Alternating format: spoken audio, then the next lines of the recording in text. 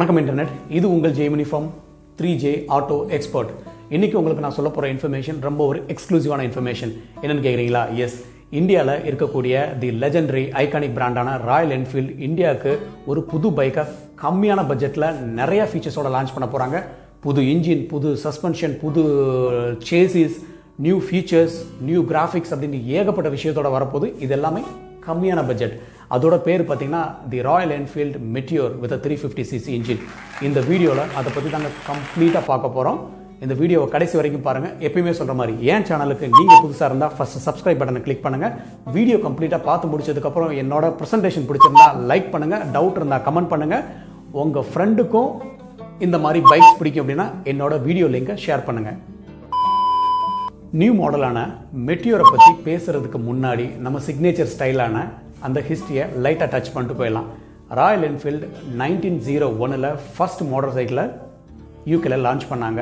அப்போலேருந்து இப்போ வரைக்கும் பார்த்தீங்கன்னா 120 வருஷம் ஆனாலும் ராயல் என்ஃபீல்டோட ரைடர்ஸ் இன்னும் ராயல் என்ஃபீல்டுக்கு லாயலாக தான் இருக்கிறாங்க. ராயல் என்ஃபீல்டை ஓட்டினவங்க வேறு பைக்கை ஓட்டுறதுக்கு பிடிக்காது அப்படின்ட்டு ரொம்ப ஒரு ஒரு ஈகோஸ்டிக்காகவே சொல்கிறாங்க அப்படின்னு சொல்லலாம். அதுதாங்க ராயல் என்ஃபீல்டு. அந்த பைக்கை பற்றி இந்தியாவில் நான் சொல்கிறதுக்கு ஒன்றுமே இல்லை, அது உங்களுக்கே தெரியும். ராயல் என்ஃபீல்டுக்கு நிகர் இன்னைக்கு வரைக்கும் ராயல் என்ஃபீல்டு தான். அதை பீட் பண்ணுறதுக்கு இந்தியன் மார்க்கெட்டில் வேறு எந்த பைக்குமே இன்னும் வரலை. யோசிக்கலாம், ஜாவா வந்துருச்சேன்னு. அது வேற, இது கம்ப்ளீட்டாக வேற. இதை ரைட் பண்ணும்போது அதில் இருக்கிற அந்த ரைடிங் போஸ்டர் ஆகட்டும், அந்த ஒரு கான்ஃபிடென்ட் ஆகட்டும், நான் ராயல் என்ஃபீல்டு ஓனர் அப்படிங்கிற ஒரு செல்ஃபான அந்த கான்ஃபிடென்ட் ஆகட்டும், அது ராயல் என்ஃபீல்டில் மட்டும்தான் வரும். அந்த பைக்கை பற்றி தான், அந்த பைக்கோட அந்த பிராண்டோட புது மாடலை பற்றி தான் நம்ம பார்க்க போகிறோம். That is as the all new Meteor 2020 BS6 350cc bike. இந்த பைக் வந்து தண்டர்பேர்ட் எக்ஸ் அப்படின்ட்டு சக்ஸஸ்ஃபுல்லாக ராயல் என்ஃபீல்டில் செல் ஆகிட்டு இருக்கக்கூடிய இந்த ப்ராடக்டோட ஒரு சிப்ளிங் தாங்க சொல்லலாம். Yes, it's a same tourer design. இந்த ராயல் என்ஃபீல்டு எக்ஸுங்கிற மாடல் இப்போ ரீசெண்டாக ஒரு 2-3 இயர்ஸாக இருக்குது. அந்த மாடலை இந்த மாடல் ரீப்ளேஸ் பண்ணுறதுக்கான சான்சஸ் நிறையா இருக்குது. இந்த மாடல் மார்க்கெட்டில் வந்து சக்ஸஸ்ஃபுல்லாக செல்லாக ஆரம்பிச்சிருச்சுன்னா கொஞ்சம் கொஞ்சமாக அந்த எக்ஸுங்கிற ஒரு ப்ராடக்ட் ராயல் என்ஃபீல்டு தண்டர்பர்ட் எக்ஸுங்கிறது மார்க்கெட் விட்டு போகிறதுக்கான வாய்ப்புகள் நிறையா இருக்குது. அந்த பிக்சர்ஸ் நீங்கள் பார்த்துட்ருக்கீங்க.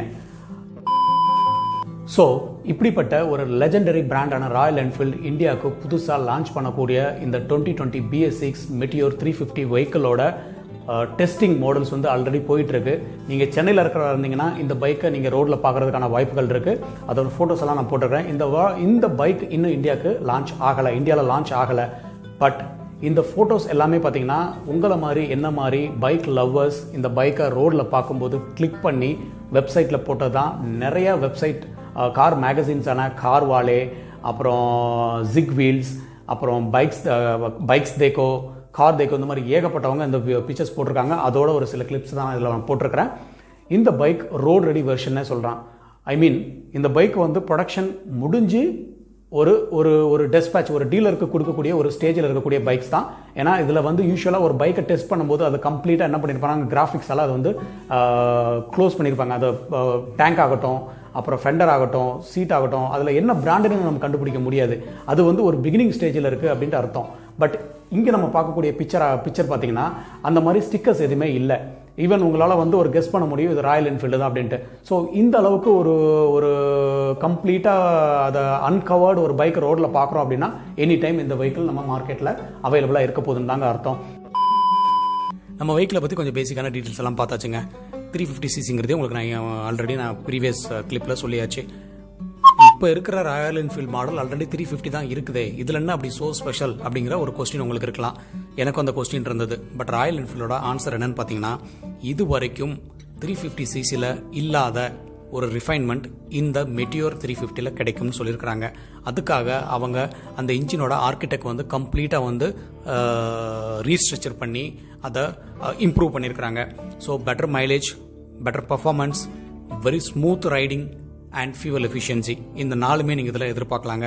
மற்றபடி வேறு என்ன சேஞ்சஸ் இருக்குது அப்படின்னு பார்த்தீங்கன்னா, இதில் நியூ சேசிஸ் வந்து யூஸ் பண்ணுறாங்க. இதுக்கு முன்னாடி ராயல் என்ஃபீல்டு எல்லாமே வந்து ஒரு ஹெவியான பைக், ரிஜிடான பைக்குன்னு எல்லாருக்குமே தெரியும். பட் அதை விட இன்னும் பெட்டராக இருக்கணும், ஒரு ரைடிங் எக்ஸ்பீரியன்ஸ் நம்ம கஸ்டமர்ஸ்க்கு கொடுக்கணும் அப்படிங்கிறதுக்காக தண்டர்பர்ட் 350ல் இது வரைக்கும் யூஸ் பண்ண சிங்கிள் டவுன் டியூப் ஃப்ரேமுக்கு பதிலாக இதில் நியூ டபுள் கிரேட் சேசஸ் வந்து யூஸ் பண்ணுறாங்க. இது அட்வான்டேஜஸ் என்னென்னு பார்த்தீங்கன்னா, இன்னும் ரொம்ப ரிஜிடிட்டி வந்து அதிகமாக இருக்கும், நல்ல ஒரு ஸ்ட்ராங்காக இருக்கும். அப்புறம் இதனால் என்ன பெனிஃபிட்னு பார்த்தீங்கன்னா, அந்த பெட்டர் ரைடிங் டைனமிக்ஸ், நம்ம ஒரு டிரைவ் பண்ணும்போது நமக்கு ஒரு கான்ஃபிடென்ட் ஆகட்டும், இல்லை ஒரு ஸ்ட்ரைட் லைனில் கிடைக்கக்கூடிய அந்த ஸ்டெபிலிட்டி ஆகட்டும், கார்னரிங்கில் கிடைக்கக்கூடிய அந்த கான்ஃபிடன்ஸ் ஆகட்டும், அதெல்லாமே வந்து இன்னும் பெட்டராகவே இருக்கும் அப்படின்னு சொல்லியிருக்கிறாங்க. மற்ற விஷயங்கள் இதில் என்னென்ன அப்படின்னு பார்த்தீங்கன்னா, டிசைன் அண்ட் ஃபீச்சர்ஸ்ங்க. டிசைன் அண்ட் ஃபீச்சர்ஸ் வந்து இந்த வண்டிக்கு ரொம்ப ரொம்ப இம்பார்ட்டன்ஸ் கொடுத்துருக்காங்க. ராயல் என்ஃபீல்டு அப்படின்னாலே ஒரு ஓல்டு ஸ்கூல் ரெட்ரோ தீம்டு அதெல்லாம் எதிர்பார்க்கலாம். பட் ஃபீச்சர்ஸ் வந்து கம்மியாக தான் இருக்கும் அப்படிங்கிறது எல்லாருக்குமே ஒரு தெரிஞ்ச விஷயம். பட் இந்த மாடல் வந்து கொஞ்சம் அட்வான்ஸ்டு மாடலாக இருக்குங்கிற மாதிரி சொல்லியிருக்கிறாங்க. கம்ப்ளீட்டாக நியூ டிசைன்டு ஹெட்லைட்டுங்க, அதே மாதிரி நியூ டிசைன்டு டெயில் லேம்பு கொடுத்துருக்காங்க. அந்த பிக்சர்ஸ் நான் போட்டிருக்கேன், இதுலேயும் பாருங்கள். அப்புறம் வேறு என்ன சேஞ்சஸ்ன்னு பார்த்தீங்கன்னா, இதில் இருக்கக்கூடிய அந்த ஹேண்டில் பார் இது வந்து கம்ப்ளீட்டாக டிஃப்ரெண்ட்டாக இருக்குது. குரோம் கிளச் எல்லாமே வந்து குரோம் பிளேட்டட் கொடுத்துருக்காங்க. கிராப் ரெயில்ஸ் பார்த்தீங்கன்னா அதுவும் ஸ்பிளிட்டட். இன்னும் கொஞ்சம் தண்டர்பர்ட் எக்ஸை காட்டிலும் இது இன்னும் கொஞ்சம் பார்க்குறதுக்கு ஒரு அப்பீலிங்காக இருக்குது. வேறு என்ன சேஞ்சஸ்ன்னு பார்த்தீங்கன்னா, நியூ ஸ்பீடா மீட்டருங்க. ஃபஸ்ட் டைம் பார்த்தீங்கன்னா ஸ்பீடா மீட்டரில் அனலாக் அண்ட் டிஜிட்டல் ரெண்டுமே காம்பினேஷனாக கொடுத்துருக்காங்க. இது வரைக்கும் ராயல் என்ஃபீல்டு பைக்கில் அதிகபட்சம் நம்ம ஸ்பீடா மீட்டரில் என்ன தெரிஞ்சுக்க முடியும்னா, ஸ்பீடும் அந்த கிலோமீட்டர் ரீடிங் மட்டும் தான் அங்கே தெரிய முடியும். பட் இந்த பைக்கில் பார்த்தீங்கன்னா ட்ரிப்பு, அப்புறம் கியரோட பொசிஷனிங், அப்புறம் வேறு என்ன பார்த்தீங்கன்னா ஃபியூவல் கேஜு, இது போக இன்னும் சில ஃபீச்சர்ஸும் ஆட் பண்ணுறதா சொல்லிட்டு இருக்காங்க. அப்புறம் வேறு என்ன இதில் இருக்க சேஞ்சஸ்ன்னு பார்த்தீங்கன்னா, ஃபெண்டர் வந்து சேஞ்ச் பண்ணியிருக்காங்க. அந்த ஃபெண்டரோட டிசைன் ராயல் என்ஃபீல்டு பேக் சைடில் பார்த்தீங்கன்னா கொஞ்சம் அந்த ஓல்டு தீமாக இருக்கும். இது கொஞ்சம் நல்லா ஒரு ஸ்டைலிங்கான ஒரு அப்பீலிங்காக இருக்கக்கூடிய ஒரு ஃபெண்டர் யூஸ் பண்ணுறாங்க. அலாய் வீல்ஸ் பார்த்தீங்கன்னா பிளாக்டு, கம்ப்ளீட்டாக பிளாக்டு. அலாய் வீல் மட்டும் இல்லை, என்டையர் பாடியே பார்த்தீங்கன்னா இந்த வண்டி வந்து பிளாக்டான ஒரு தீம் தாங்க. பார்க்குறதுக்கு ஒரு நல்ல ஒரு ஸ்போர்ட்டியர், ஒரு அக்ரெசிவான ஒரு பெயிண்ட் ஸ்கீம்னே சொல்லலாம். மற்றபடி இந்த வெஹிக்கிள் எப்போ அவைலபிள் இருக்கும், அதோட ப்ரைஸ் என்னவாக இருக்கும்னு பார்த்தீங்கன்னா, அவைலபிலிட்டி எனி டைம் சூன் சொல்லியிருக்காங்க. ஆகஸ்டாக இருக்கலாம், செப்டம்பராக இருக்கலாம், அக்டோபராக இருக்கலாம், பட் எனி டைம் சூன். ஏன்னா அந்த ப்ரொடக்ஷன் வந்து கம்ப்ளீட் ஆகிடுச்சு, இட்ஸ் ரெடி ஃபார் டெஸ்பேட்ச். இந்த வண்டியோட ப்ரைஸிங் வந்து 1,58,000 1,65,000 வரைக்கும் இந்த ப்ரைஸ் இருக்கலாம் அப்படின்னு சொல்லியிருக்கிறாங்க. இந்த ப்ராடக்ட்டுக்கு வந்து எந்தெந்த ப்ராடக்ட்டுக்கெல்லாம் இப்போ வரக்கூடிய அந்த மெட்டியோர் வேறு எந்த பிராண்டில் இருக்கிற பைக்குக்கு காம்படிஷனாக இருக்கும் அப்படின்னு பார்த்தீங்கன்னா, அஃப்கோர்ஸ் ஜாவா கம்பேர் பண்ணலாம். ஜாவா வாங்கணும்னு நினைக்கிறீங்களா, இந்த வண்டியை பார்த்துட்டு வாங்குங்க.